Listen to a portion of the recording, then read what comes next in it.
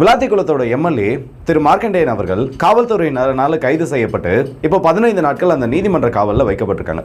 இவர் கைது பண்ணப்பட்டதுக்கு அப்புறமா ஒட்டுமொத்த திமுக, எதிர்க்கட்சியில் இருக்கக்கூடிய திமுக, அதோட முக்கியமான பதவியில் இருக்கக்கூடியவங்க அத்தனை பேருமே சொல்லி வச்ச மாதிரி ஒரே விஷயத்தை ட்ரெண்ட் பண்ணாங்க. பொதுக்கூட்டத்தில் பேசுனதுக்காக கைது, பொதுக்கூட்டத்தில் பேசுனதுக்காக கைது, பொதுக்கூட்டத்தில் பேசுனதுக்காக கைது. என்னடா ஒரே வார்த்தை திரும்ப 3 தடவை சொல்கிறேன்னு யோசிக்காதீங்க. ஏன்னா அந்த அளவுக்கு இந்த ஒரு நரேட்டிவின் கீழ் இந்த திமுகவோட எக்கோசிஸ்டம் கடந்த அந்த கைது நடந்த நாள்ல இருந்து இப்போ பேச ஆரம்பிச்சிருக்காங்க. இதற்கு பின்னாடி இருக்கக்கூடிய உங்களோட ரொம்ப முக்கியமான ஒரு ஸ்ட்ராட்டஜி என்னன்னு பார்த்தோம்னா, இப்போ பேசுறதுக்கு வேற விஷயம் இல்லை. அண்ட் அது மட்டும் இல்லாமல் பிஜேபி கூட கூட்டணி உறுதிப்பட போறதா தகவல் வந்திருக்கக்கூடிய அதே நேரத்தில் உதயநிதி அவர்கள் போட்ட ஒரு ட்வீட் இப்போ அவருக்கே கொஞ்சம் சிக்கலை உருவாக்க ஆரம்பிச்சிருக்கு. எதற்கு எடுத்தாலும் மூச்சுக்கு 300 தடவை என்ன பிரச்சனை நடந்தாலும் பிஜேபி மேல பழி தூக்கி போடுற திமுக இந்த தடவை பிஜேபிக்கு எதிராக நடக்கக்கூடிய போராட்டத்தில் ஒரே ஒரு இடத்துல கூட பிஜேபியை மென்ஷன் பண்ணல. ரொம்ப சஸ்பீஷியஸா இருக்கல. இதை பத்தின அத்தனை தகவல்களையும் மற்றும் தமிழகத்தில் நடந்திருக்கக்கூடிய சில முக்கியமான அரசியல் நிகழ்வுகளையும் இந்த ஒரு பதிவில் பார்த்துடலாம். தெரிந்த செய்திகள், தெரியாத உண்மைகள். முதல்ல விளாத்திக்குளம் எம்எல்ஏ அவர்களோட அந்த ஒரு கைதுல இருந்து இந்த ஒரு காணொலியை தொடங்குறது கொஞ்சம் சிறப்பாக இருக்கும்னு நினைக்கிறேன். ஏன்னா அவர் அரெஸ்ட் பண்ண போறதுல இருந்தே எல்லாமே சர்ச்சையான ஒன்று தான். முதல்ல சபாநாயகர் கிட்ட இருந்து ஒரு லெட்டர் வாங்கிட்டு வாங்க, அவர் அனுமதி கொடுத்தாதான் என்னை கைது பண்ண முடியும், நான் ஒரு சட்டமன்ற உறுப்பினர்னு சொல்லி விளாத்திக்குளத்தோட எம்எல்ஏ அவர்கள் ரிஜெக்ட் பண்ணியிருக்காரு. ஆனா இன்னைக்கு அதற்கான விளக்கமானது கிடைச்சிருக்கு.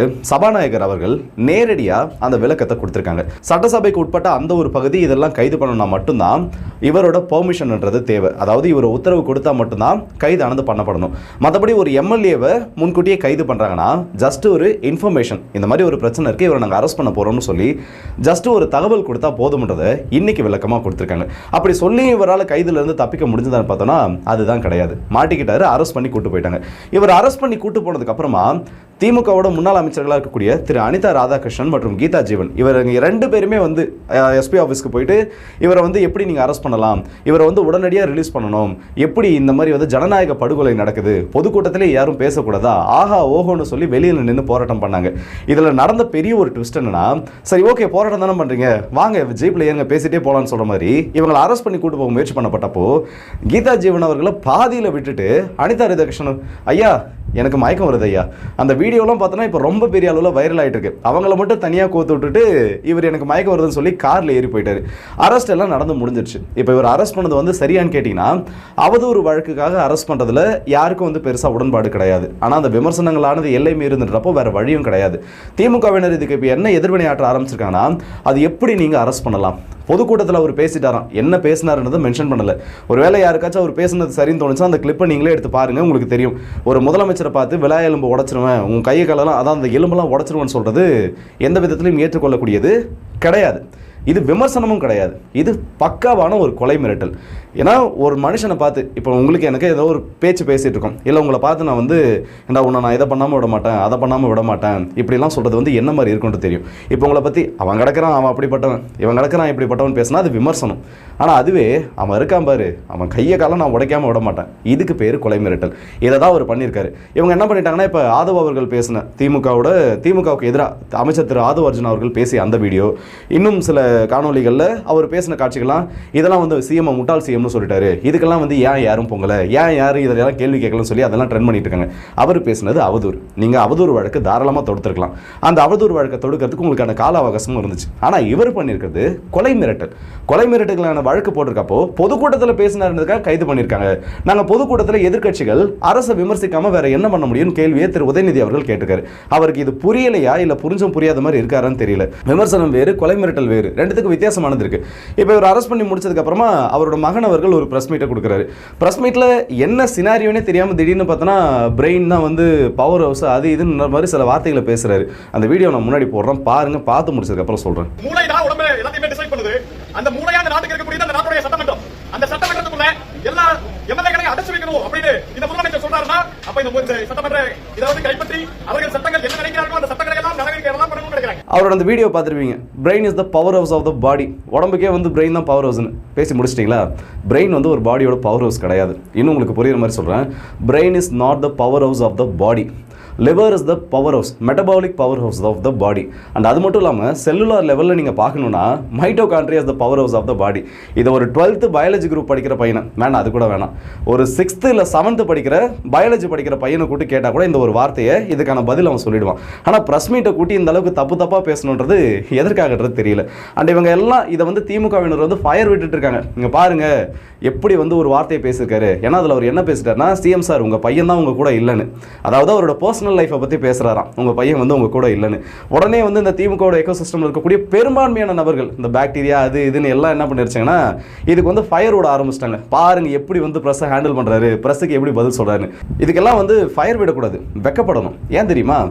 ஓட்டுக்கு காசு கொடுத்து ஓட்டை வாங்கினப்ப யாரும் ஃபயர் விடலை, வெக்கப்பட்டிருக்கணும். அது மட்டும் இல்லாமல் தூய்மை பணியாளர்கள் போராட்டம் பண்ணப்போ அவங்கள டாய்லெட்டுக்கு கூட போக விடாமல் அது எல்லாத்தையும் பூட்டி அவங்களை நடு ரோட்டில் நிற்க வச்சு மிட் நைட்டில் அரெஸ்ட் பண்ணப்போ அதுக்கு வைக்கப்பட்டிருக்கணும். அது மட்டும் இல்லையா, வெள்ளை அறிக்கை எங்கே? நீங்கள் வந்து இந்த அளவுக்கு வந்து முதலீடுகள் வந்ததாக சொல்லியிருக்கீங்க, வெள்ளை அறிக்கை கொடுங்கன்னு சொல்லி எதிர்க்கட்சி தலைவர் அவர்கள் ஒரு கேள்வி கேட்டப்போ ஒரு வெத்து பேப்பரை தூக்கி காமிச்சு இதுதான் வெள்ளை அறிக்கைன்னு காமிச்சப்போ வெட்கப்பட்டிருக்கணும். எல்லாத்துக்கும் மேலே டாய்லெட் ஃபெசிலிட்டி கூட இல்லாத ஒரு கோவிலுக்கு 10 கோடி ரூபாய் மதிப்பீட்டில் மல்டி லெவல் கார் பார்க்கிங் கட்டுறதுக்கு அதற்கான நிதி ஒதுக்கீடு பண்ணி அரசாணை வெளியிட்டப்போ அதற்கு வைக்கப்பட்டிருக்கணும்.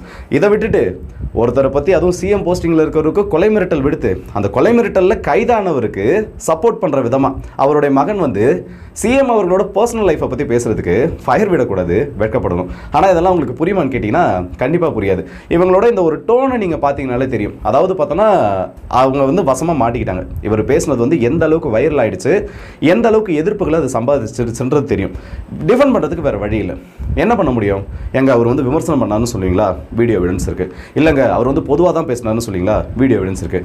கீதா ஜீவன் அவர்களும் எவ்வளோ டிஃபெண்ட் பண்ண ட்ரை பண்ணாங்க. இல்லைங்க அவர் வந்து வாய் தவறி பேசிட்டாருன்னு, அப்போ போலீஸ் கை தவறி அரெஸ்ட் பண்ணிட்டு போகிறாங்க. இந்த மாதிரி எதெல்லாம் சம்பவம் நடந்திருக்கு. அப்போ என்ன பண்ணனா இந்த பிரச்சனை வந்து அப்படியே தாவேக்கா பக்கம் திரும்பணும், இல்லை ஆளுங்கட்சி பக்கம் திரும்பினா நீங்கள் அன்னைக்கு அதை பேசுனீங்கல்ல அப்புறம் ஏன் நடவடிக்கை எடுக்கல? கம்ப்ளைண்ட் கொடுக்க வேண்டியது தானே? அது அர்ஜுன் அவர்கள் அப்படி பேசியிருக்காருன்னா கம்ப்ளைண்ட் கொடுக்க வேண்டியது தானே? நான் திரும்பவும் சொல்கிறேன், விமர்சனம் வேறு, கொலை மிரட்டல் வேறு. பேசி மாட்டிக்கிட்டாங்க, மாட்டினதுக்கப்புறம் என்ன பண்ணுறதுன்னு தெரியல. இப்போ அந்த பிஜேபி மேட்டருக்கு வரேன். டெல்லியில் எவ்வளோ பெரிய போராட்டம் நடந்துட்டு இருக்குன்றது தெரியும். அதுவும் நீட்டுக்கு எதிரான்னு சொல்ல முடியாது, நீட்டை ஒழுங்குபடுத்தணும்னு சொல்லி மிகப்பெரிய அளவு போராட்டம். திமுக சார்பில் வந்து உதய அவர்கள் ட்வீட் ஒன்று போட்டிருந்தார். அந்த ட்வீட்டில் பார்த்தோம்னா இங்கே பாருங்கள், டெல்லியில் நடக்கக்கூடிய அந்த விஷுவல்ஸ் எல்லாம் பார்க்குறப்போ ஷாக்கிங்காக இருக்குன்னு சொல்லி ஒரு 4-5 பேரா வர மாதிரி ஒரு ட்வீட்டை போட்டிருந்தாரு. ஆனால் பிரச்சனை என்னன்னா, டெல்லியில் யாருனால இப்போ பிரச்சனை நடந்துருக்கு, யாரை எதிர்த்து போராட்டம் பண்ணிட்டு இருக்காங்க? பிஜேபி. அந்த பிஜேபின்ற ஒரு வார்த்தை கூட இந்த ஒரு ட்வீட்டில் கிடையாது. ஏன்? இதுக்கு முன்னாடி என்ன ஒரு பிரச்சனை வந்தாலும் திமுக சார்பில் கேட்கப்படக்கூடிய முதல் கேள்வி இல்லை குற்றச்சாட்டு வைக்கப்படக்கூடியது கையை தூக்கி காட்டுறது யாரை பார்த்துனா பிஜேபியை பார்த்து தான். ஆனால் ஏன் பிஜேபின்னு சொல்கிற ஒரு வார்த்தையே உங்களோட அந்த இதில் வரல? இன்னைக்கு வந்து அந்த ட்வீட்டில் வரல. இன்னைக்கு வந்து நிறைய செய்தி ஊடகங்களில் பார்த்தோன்னா சூரியனை நெருங்கும் தாமரை, இல்லை தாமரையை நெருங்கும் சூரியன்னு சொல்லி அந்த பக்கம் ட்வீட்ன்றதை ட்ரெண்ட் பண்ணிட்டு இருக்காங்க. நீங்கள் இந்த பக்கம் பிஜேபின்ற ஒரு வார்த்தையை மென்ஷன் பண்ண மாட்டேங்கிறீங்க. இதில் இன்னொரு கேள்வியும் இருக்குது, ஏன் வந்து தமிழக அரசு தன்னோட நிலைப்பாட்டை இன்னும் தெரிவிக்கலன்னு. முக்கியமான ஒரு விஷயம் இதில் கவனிக்க வேண்டியது என்னன்னா, நீட்ன்றது யாருக்கும் தேவைன்றது மட்டும்தான். ஏன்னா தமிழக அரசு, முந்தைய அரசும் சரி இப்போது இருக்கக்கூடிய அரசும் சரி, நீட் வேணான்னு சொல்லக்கூடிய அந்த கொள்கையில் தெளிவாக இருக்காங்க. ஆனால் இப்போ நடக்கக்கூடிய போராட்டம் நீட்டை வந்து ஒழுங்குமுறைப்படுத்தணுன்றதுக்காக தான் நடந்துட்டு இருக்கு. நீட்டை எதிர்க்கக்கூடியதில் தெளிவாக இருக்கக்கூடிய நபர்கள் இது சம்மந்தப்பட்ட முடிவுகளை நான் வந்து இண்டிவிஜுவல்ஸ்க்கு சொல்கிறேன். அப்படி அது சம்மந்தப்பட்ட முடிவுகள் எடுக்கிறப்போ கொஞ்சம் உஷாராக இருக்கிறது நல்லதுன்னு தோணுது. ஏன்னா இப்போ நடக்கக்கூடிய போராட்டம் நீட்டை வந்து ஒழுங்குமுறைப்படுத்துறதுக்காக, அதாவது ரொம்ப செக்யூராக நடத்துக்கின்றது தான். மற்றபடி வந்து நீட் வேணான்றதுக்காக நடக்கல. ஸோ அது சம்மந்தப்பட்ட பிரச்சனைகள் நடக்கிறப்போ கொஞ்சம் தெளிவான முடிவுகள் எடுக்கிறது நல்லது. அரசாக இருந்தாலும் சரி, இப்போ இண்டிவிஜுவல் பர்சன்ஸாக இருந்தாலும் சரி. டெல்லியில் ரொம்ப மோசமான விஷயம்ஸ் வந்துட்டு இருக்கு. தெளிவாக பார்த்தோன்னா தெரியும், போராட்டக்காரர்கள்லாம் ஓட விட்டு அடிக்கிறது, நீங்கள் போங்கன்னு சொல்லிட்டு அவங்களை பின்னாடி அடிக்கிறது, இந்த மாதிரி எல்லாம் நடந்துட்டு இருக்கு. அப்படி இருக்கப்போ நீட் வேணான்னு சொல்றதை விட்டுட்டு நீட்டை வந்து சீரமைப்பு பண்ணணும், நீட்ன்றதை ஒழுங்காக நடத்தணுன்றதுக்கு ஆராசா அவர்கள்லாம் நேரடியான ஒரு ஆதரவு கொடுக்குறாங்கன்றப்போ பல சந்தேகங்கள் இந்த இடத்துல எழும்ப ஆரம்பிச்சிருக்கு. இது நடுவில் திமுக ஐடிவிங்லேருந்து இன்னும் ஏகப்பட்ட சம்பவங்களும் பண்ணுறாங்க. திரு அன்பில் மகேஷ் அவர்கள் இருக்காருல்ல, அவர் வந்து முதலமைச்சர் திரு விஜய் அவர்கள் அவரோட அஃபிஷியல் அந்த அரசியல் அக்கௌண்ட்டில் கூட அந்த ஹேண்டில் கூட மென்ஷன் பண்ண மாட்டாராம், ஆக்டர் விஜய்னு தான் மென்ஷன் பண்ணுவாராம். அந்த பள்ளிகள் கிட்ட வந்து முறைகேடாக நிதி லஞ்சம் வாங்கின வழக்கில் 120 பள்ளிகள் இது வரைக்கும் புகார் கொடுத்ததா தகவல் நடந்து வந்திருக்கு. அந்த துறைக்கு அமைச்சராக இருந்தவர் நீங்கள் தான். இந்த மாதிரி ட்வீட்டுகளை போடுறதை விட்டுட்டு யாரெல்லாம் என்னென்ன பிரச்சனை பண்ணாங்கன்றதை கொஞ்சம் கவனிச்சிங்கன்னா, உங்கள் பேரெல்லாம் சொல்லி யாரெல்லாம் இன்வால்வ் ஆயிருக்கீங்கன்னு முன்னாடியே நீங்கள் கொஞ்சம் விசாரிச்சிங்கன்னா தப்பிக்கலாம்னு சொல்லி நிறைய செய்திகளானதும் இப்போ வலம் வந்துட்டு இருக்கு. அண்ட் இந்த கைதை பற்றி திரு வன்னியரசு அவர்கள், சமூக நீதித்துறை அமைச்சர் திரு வன்னியரசு அவர்கள் ஒரு ட்வீட் ஒன்று போடுறாரு. அதாவது வந்து இந்த மாதிரி பேசுறதுலாம் வந்து நாகரிகமற்ற செயல், எலும்புன்றது எல்லாருக்குமே இருக்குன்றதை தெரிஞ்சுக்கணும்னு சொல்லிட்டு அவர் ஒரு பதிவு போடுறாரு. அந்த ட்வீட்டுக்கு கீழே போயிட்டு பாருங்களேன், அவரோட சமூகத்தை பற்றி அவ்வளோ மோசமாக பேசி, நீ எல்லாம் வந்து அவன் தானே இவன் தானே ஏகபோக வசனத்தில் பேசி வச்சுருக்காங்க. எல்லாருக்கும் காமனாக இருக்கக்கூடிய ஒரு விஷயத்தை என்னன்னு பார்த்தோன்னா, பேருக்கு பின்னாடி பார்த்தோன்னா அந்த 2 ஹார்ட்டின், ஒன்று கருப்பு சிவப்பு போட்டிருக்கு, இல்லை டிராவிடியன் ஸ்டாக்குன்னு போட்டிருக்கு. ஒரு அமைச்சராக இருக்காரு, அதுவும் தாழ்த்தப்பட்ட சமூகத்திலேருந்து வந்திருக்காரு, அவர் இதை தப்புன்னு சொல்கிறாரு. அதை இவங்களால் ஏற்றுக்க முடியல. நாங்கள் மட்டும் இல்லைனா நீங்கள் ஜெயிச்சிருப்பீங்களா, நாங்கள் மட்டும் இல்லைனா உங்களுக்கு இந்த அமைச்சர் பதவி வந்திருக்குமா, அந்த மாதிரி அவரோட கம்யூனிட்டி பேஸ் பண்ணி அட்டாக் பண்ணுறது என்ன விதத்தில் நியாயம்? அவர் மேலே விமர்சனம் இருக்கலாம், அவர் சொன்ன அந்த கருத்து மேலே விமர்சனம் இருக்கலாம். அதுக்கு வந்து ஒன்று நேரடியாக வந்து அந்த கருத்து கூட மோதல் நடத்தலாம். அவரோட கம்யூனிட்டி இதுக்குள்ளே எங்கே வந்துச்சு? இதுக்கு பேர் தான் வந்து எல்லாரையும் சமமாக பார்க்கணுன்றதா? எனக்கு புரியல. உங்கள் கூட்டணியில் இருந்தாங்க, ஜெயிச்சாங்க அப்படின்னா உங்கள் வாக்குகள் அவங்க விழுந்திருக்கு, மாற்று கருத்து இல்லை. அப்போ உங்களோட கூட்டணியிலேருந்து உங்களை ஜெயிக்க வச்சுருக்காங்கன்னா அவங்களோட வாக்கு தானே உங்களுக்கு விழுந்திருக்கு. இப்போ அந்த வாக்குகள் வேணும்னா நீங்கள் ஜெயிச்சிட்டு இருப்பீங்களா? 3000 வாக்குகளுக்குள்ளே ஜெயிச்ச தொகுதிகள் மட்டுமே கிட்டத்தட்ட 25க்கும் அதிகமாக இருக்குன்னு நினைக்கிறேன். அப்படி இருக்கப்போ ரொம்ப பார்டரில் ஜெயிச்ச தொகுதிகள்லாம் இருக்குது. இதெல்லாம் வந்து விசிகாவோட வாக்கு இல்லாமல் இவங்களால் ஜெயிச்சிட முடியும்னு நினச்சிட்டு இருக்காங்களா என்னன்னு தெரியல. அவ்வளோ மோசமான கமெண்ட்ஸ். நான் சொல்கிறதுல நம்பிக்கை இல்லைனா திரு வன்னியரசு அவர்களோட அவரோட எக்ஸ் தள கணக்கை ஓப்பன் பண்ணி அந்த கமெண்ட்ஸை கீழே பாருங்கள். அவ்வளோ மோசமாக பேசிகிட்டு இருக்காங்க, இன்னமும் பேசிகிட்டு இருக்காங்க. இதுதான் இன்றைக்கி நடந்துட்டுருக்கு. இதுக்கு நடுவில் திரு எம்எல்ஏ பல்லவி அவர்கள் அவரோட தொகுதியில் போயிட்டு ஒரு ஆய்வு பண்ணுறாங்க. அப்போ வந்து மிகப்பெரிய அளவு கேள்விகள் நடந்து கேட்கப்படுது. நான் இந்த இடத்துல வந்து கருப்பு பைப்பு தானே போட சொன்னேன், ஒரு ட்ரைனேஜ்க்காகவே என்னன்னு தெரியல, ஏன் நீங்கள் இந்த பைப்பை மாற்றி போடுங்கன்னு சொல்லி பொதுமக்கள் தாறுமாறான கேள்விகளை கேட்குறாங்க. அதுலேயும் ஒரு அக்கா பார்த்தோன்னா நல்ல கேள்விகளை கேட்குறாங்க. எதுக்காக நீங்கள் இந்த மாதிரி பண்ணுறீங்கன்னு? வரவேற்கத்தக்க விஷயம், உண்மையிலே இந்த மாதிரி விசிட்டுகள் நடக்கணும். உடனே திமுகவில் இருக்கவங்க என்ன பண்ணிட்டாங்கன்னா, பார்த்தீங்களா எம்எல்ஏ அவர்களை மக்களுக்கு பிடிக்கல, ஏன்பா என்ன பிரச்சனை நடந்துச்சு, எதுக்காக இந்த பைப்பை மாற்றி போட்டுருக்கீங்கன்னு சொல்லி கேள்விகளை கேட்குறாங்கப்பா. அதுவும் எம்எல்ஏ முன்னாடி இந்த கேள்விகள் கேட்கப்படுறப்போ யார் கான்ட்ராக்டர் என்ன பண்ணாங்கன்னு சொல்லி எம்எல்ஏனால ஆக்ஷன் எடுக்கப்படும். இதெல்லாம் வந்து ஒரு ஆரோக்கியமான ஒரு சூழலை உருவாக்குது. இதுக்கு முன்னாடி எத்தனை திமுக எம்எல்ஏக்கள் இந்த மாதிரி போய் விசிட் பண்ணியிருக்காங்க, இல்லை எத்தனை திமுக எம்எல்ஏக்களை இந்த மாதிரி மக்கள் வந்து ஈஸியாக அணுக முடிஞ்சது. இதெல்லாம் வந்து பார்த்தோம். சாதாரணமாக ரோட்டோரத்தில் ஒரு காரை நிறுத்தினதுக்கே திமுக கவுன்சிலர் அவர்கள் வந்து என்ன மாதிரி வார்த்தைகளை பேசினார், என்ன மாதிரி பிரச்சனைகள் அந்த படத்தில் பண்ணாருன்றது எல்லாருக்கும் தெரிஞ்ச ஒரு விஷயம் தான். அப்படி இருக்கப்போ ஒரு எம்எல்ஏ போயிட்டு டைரெக்டாக பார்க்குறப்போ அதில் எம்எல்ஏ மாட்டிக்கிட்டாருன்னு சொல்லிட்டு இருக்காங்க. அதெல்லாம் சரி, இந்த மாநகராட்சியில் மேயர்னு ஒருத்தவங்க இருக்காங்கல்ல, நான் எப்படி பார்த்தா அவங்க தானே இன்ஸ்பெக்ஷனுக்கு வரணும். இந்த ஆட்சி மாற்றம் ஏற்பட்டதுக்கு அப்புறமா எத்தனை இடத்துக்கு இன்ஸ்பெக்ஷன் போயிருக்காங்க? இப்போ இந்த பைப் லைன் போட்டதுலேருந்து மாநகராட்சிக்கும் பொறுப்பு இருக்கு. அப்புறம் ஏன் அவங்க இன்ஸ்பெக்ஷனுக்கு வரலன்னு சொல்லி கேள்விகளும் இந்த இடத்துல வந்துட்டு இருக்கா? வரும், இதுக்கப்புறம் வரவும் செய்யும். அடுத்ததாக பார்த்தோம்னா அறிவு, பெரிய ஒரு ரேப்பர், டிராவிடியன் ஸ்டாக்னு சொல்லலாம். என்ன பண்ணியிருக்காரு, இன்னைக்கு நீட்டுக்கு எதிராக போராட்டம் பண்ண போகிறேன்னு சொல்லி ஒரு 4 நபர்களோட போய் தலைமைச் செயலகம் முன்பு இவங்க அசம்பிள் ஆயிருக்காங்க. சில கோஷங்களை எழுப்புறப்போ காவல்துறையினர் அவங்கள அப்புறப்படுத்தியிருக்காங்க. உடனடியாக பார்த்தோன்னா புதிய தலைமுறை போன்ற செய்தி ஊடகங்களில் ரேப்பர் அறிவு கைது. ஷாக் ஆகிட்டேன். ஏன்னா உண்மையிலே என்னடா இது, நேற்று தான் வந்து மார்க்கெட்டிங் அவர்கள் அரெஸ்ட் பண்ணாங்க, இப்போ போராட்டம் பண்ணதுக்காக எதுக்கு, போராட்டம் பண்ண போனதுக்காக சொல்லி எதுக்கு இவர் அரெஸ்ட் பண்ணியிருக்காங்கன்னு சொல்லி அப்புறமா தான் சில டீட்டெயில்ஸ் எடுத்து பார்த்தா அவர் அரெஸ்ட்டே பண்ணலையாம். அரெஸ்ட் பண்ணுறதுக்கு முன்னாடியே திரு உதயநிதி அவர்கள் இந்த மாதிரி வந்து கருத்து சுதந்திரத்திற்கு எதிராக போராடுறது மட்டும் இல்லாமல் இந்த சோஃபா மாடல் அரசு இந்த மாதிரி மோசமான சில நடவடிக்கைகள் ஈடுபடுறாங்கன்னு பெரிய ஒரு ட்வீட்டை போட்டு வச்சிருக்காரு. ஆனால் இதில் கொடுமை என்னன்னா, முதலமைச்சர் அவர்களை திரு அறிவு பார்த்ததா செய்தி வந்திருக்கிறது, இல்லை அந்த ட்வீட்டுகள் வந்திருக்கிறது 3 மணிக்கு. திரு உதயநிதி அவர்கள் ரேப்பர் அறிவு கைது பண்ணப்பட்டதா போட்டுக்கக்கூடிய அந்த பதிவு 3:15, சரியாக சொல்லணும் 3:12, 1/4 மணி நேரத்துக்கு முன்னாடியே சிஎம் அவர்களை பார்த்துட்டு ரேப்பர் அறிவு வெளியில் வந்ததுக்கு அப்புறமா இன்னும் அரெஸ்ட் பண்ணிட்டாங்க, ஜனநாயக படுகொலைன்னு சொல்லி இந்த ட்வீட்டுகளை வெளியில் போட்டுட்டு இருக்காங்க. என்னன்னு தெரியல, இவங்களுக்கு இன்ஃபர்மேஷன் ப்ராப்பராக போக மாட்டேங்குதா, இல்லை தெரிஞ்சவங்க இதெல்லாம் பண்ணிட்டு இருக்காங்களான்னு தெரியல. ஆனால் இதெல்லாம் நடந்துட்டு இருக்கு. அண்ட் அறிவு அவர்களை பொறுத்த வரைக்கும் ரொம்ப ப்ரோ டிஎம்கேவாக இருக்கக்கூடிய நபர். அவரை வச்சு இன்னைக்கு பெருசாக ஏதோ பிளான் பண்ணியிருக்காங்க. ஆனால் அது சொதப்பிரிச்சு கிட்டத்தட்ட பேக் ஃபயர் ஆயிடுச்சு. நினச்சி பாருங்க, அரெஸ்ட் பண்ணி இவரை உள்ள வச்சிருந்தாங்கன்னா இன்னைக்கு பெரிய ஒரு செய்தியாக இது மாறி இருக்கும். ஆனால் உள்ள கூட்டு சிஎம் அவர்கள் பார்த்துட்டு, அதுவும் ஆதவ அர்ஜுன் அவர்கள், அமைச்சர் திரு ஆதவ அர்ஜுன் அவர்கள் நேரடியாக அவர் கூட்டு வந்து வெளியில் வந்ததுக்கு அப்புறமா என்ன நியூஸ் ஆகுன்றதே இது தெரியல. இவங்க ஒரு பிளானை ஒன்று பண்ணி அதுக்கேற்ற மாதிரி ட்வீட் எல்லாம் போட்டு எல்லாத்தையும் செட் பண்ணிட்டாங்க. ஆனால் அந்த இடத்துல அவங்க நினச்சது நடக்கலன்றப்போ மொத்தமும் இந்த இடத்துல உங்களுக்கு பேக் ஃபயர் ஆயிடுச்சு. அப்போ எதையும் வெரிஃபை பண்ணாமல் தான் இந்த இடத்துல வந்து நீங்கள் அரசியல் பண்ணிட்டு இருக்கீங்களான்னு சொல்லக்கூடிய ஒரு கேள்விகளும் இந்த இடத்துல எழுப்பப்பட ஆரம்பிச்சிருக்கு.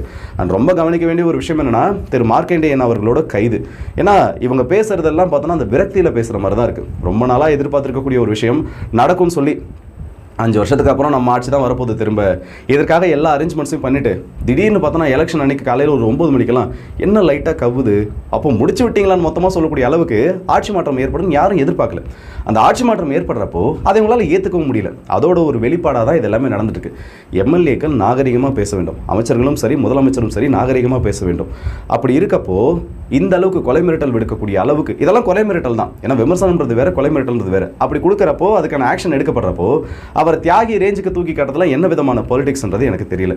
இதுலேயும் அவர் மார்க்கண்டேயனோட மகன் அவர்கள் போன ஆட்சி காலத்தில் மு.க. ஸ்டாலின் அவர்கள் வரப்போ சில கோஷங்களை எழுப்பி அதற்காக கைதாகி அந்த வீடியோவை யூடியூப் ப்ரூட்டஸ் போன்ற திமுகவோட சில வலைதள ஊடகங்கள் இவங்கெல்லாம் பார்த்தோன்னா இப்போ பகிர்ந்துருக்காங்க. ஏன் இவரை டார்கெட் பண்ணாங்கன்னு இப்போ தெரியுதான்னு. இதையெல்லாம் நம்பி இன்னும் எவ்வளோ பேர் நம்பிட்டு இருக்காங்க, இல்லை எல்லாம் இதை நம்பி இன்னும் எத்தனை பேர் வீடியோ போட போகிறாங்கன்னு தெரியல. இதெல்லாம் நடந்துட்டுருக்கு. அண்ட் இவங்களோட அந்த ஒரு ஸ்ட்ராட்டஜி நீங்கள் தெளிவாக பார்த்தீங்கனாலே தெரியுது. எந்த ஒரு நேரத்தில் இதை டிஃபெண்ட் பண்ண முடியாதுன்னு தெரியுதோ அப்போ பர்சனல் அட்டாக்ல இறங்கிடுறாங்க. இது புதுசு ஒன்றும் கிடையாது, ரொம்ப நாளாக இதான் நடந்துட்டுருக்கு. இதுக்கப்புறமும் இதான் நடக்க போகுதுன்றதை நம்புகிறோம்.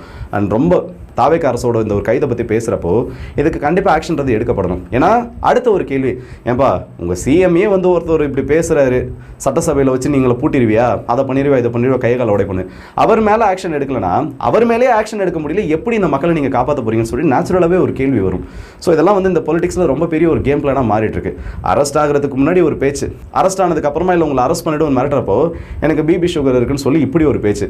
இதில் நடுவில் திரு சிரிப்பு சரவணன் அவர்கள், சிரிப்புக்கு ரொம்ப புகழ்பெற்ற ஒரு நபர், அவர் வந்து நடுவில் ஒரு ஃபன் ஒன்று பண்ணியிருக்காரு.